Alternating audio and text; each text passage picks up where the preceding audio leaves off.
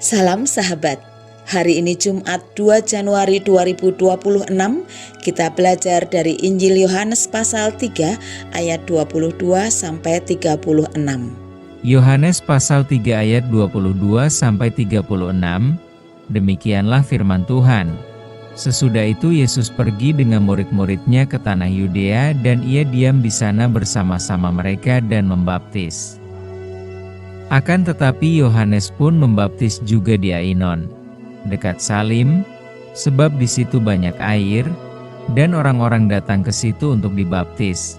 Sebab pada waktu itu Yohanes belum dimasukkan ke dalam penjara. Maka timbullah perselisihan di antara murid-murid Yohanes dengan seorang Yahudi tentang penyucian.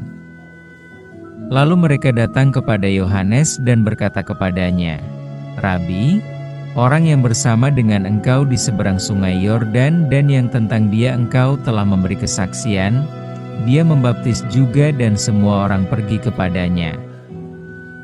Jawab Yohanes, "Tidak ada seorang pun yang dapat mengambil sesuatu bagi dirinya, kalau tidak dikaruniakan kepadanya dari sorga. Kamu sendiri dapat memberi kesaksian, bahwa aku telah berkata, aku bukan Mesias, tetapi aku diutus untuk mendahuluinya. Yang empunya mempelai perempuan, ialah mempelai laki-laki, tetapi sahabat mempelai laki-laki, yang berdiri dekat dia dan yang mendengarkannya, sangat bersukacita mendengar suara mempelai laki-laki itu. Itulah sukacitaku, dan sekarang sukacitaku itu penuh. Ia harus makin besar, tetapi aku harus makin kecil. Siapa yang datang dari atas adalah di atas semuanya. Siapa yang berasal dari bumi, termasuk pada bumi dan berkata-kata dalam bahasa bumi. Siapa yang datang dari sorga adalah di atas semuanya. Ia memberi kesaksian tentang apa yang dilihatnya dan yang didengarnya, tetapi tak seorang pun yang menerima kesaksiannya itu. Siapa yang menerima kesaksiannya itu, ia mengaku bahwa Allah adalah benar. Sebab siapa yang diutus Allah, dialah yang menyampaikan firman Allah, karena Allah mengaruniakan roh-Nya dengan tidak terbatas. Bapa mengasihi anak dan telah menyerahkan segala sesuatu kepadanya. Barang siapa percaya kepada anak, ia beroleh hidup yang kekal. Tetapi barang siapa tidak taat kepada anak, ia tidak akan melihat hidup, melainkan murka Allah tetap ada di atasnya.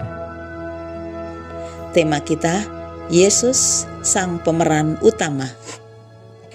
Tidak semua orang harus jadi pemeran utama. Dalam pembuatan sebuah film, diperlukan juga pemeran pendukung dan pembantu. Demikian halnya ketika kita menangkap kesan sosok Yohanes Pembaptis. Dia bukan pemeran utama, melainkan pemeran pembantu yang harus menyuarakan tentang Yesus. Pada saat itu murid-murid Yohanes Pembaptis merasa iri karena pengikut Kristus yang makin banyak. Di sini kita bisa melihat pemikiran Yohanes Pembaptis yang begitu indah. Yohanes Pembaptis mengatakan bahwa dia harus makin besar, tetapi aku harus makin kecil. Kalimat itu kemudian diperjelas dengan alasan-alasannya. Pertama, Yesus adalah Mesias, sedangkan Yohanes Pembaptis bukan. Kedua, Yesus datang dari surga, sedangkan Yohanes Pembaptis berasal dari bumi. Ketiga, Yesus adalah mempelai laki-laki dan umatnya adalah mempelai perempuannya, sedangkan Yohanes Pembaptis hanyalah sahabat yang ikut bersukacita bersama dengan mempelai laki-laki. Keempat, Tuhan Yesus mendapatkan misi langsung dari Bapa. Artinya, Tuhan Yesus adalah standar dari kebenaran yang sejati. Kelima, Yesus dikasihi Bapa sehingga segala sesuatu diberikan untuknya. Keenam, Yesus adalah Mesias yang dijanjikan untuk menyelamatkan umat manusia dari belenggu dosa. Yohanes Pembaptis telah melakukan tugasnya dengan sungguh-sungguh. Dia juga memiliki banyak pengikut. Banyak orang juga menyangka bahwa dia adalah Mesias. Bahkan dia dianggap sebagai Elia yang telah datang. Yohanes Pembaptis bisa saja menerima kemuliaan dan pemujaan. Akan tetapi, dia sadar betul misi utamanya bukan menjadi pemeran utama.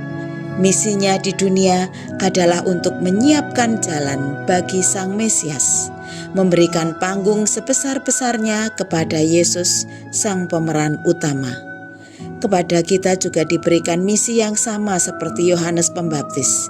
Semua pelayanan dan pekerjaan kita bukan untuk membesarkan nama kita sendiri, melainkan untuk memberitakan dan mengagungkan nama Yesus.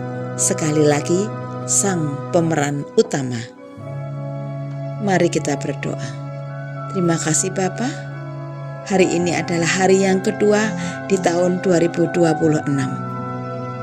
Berkati kami untuk terus bersyukur karena kasih dan penyertaan yang boleh kami dapatkan dari Tuhan, yang sudah Engkau janjikan kepada kami.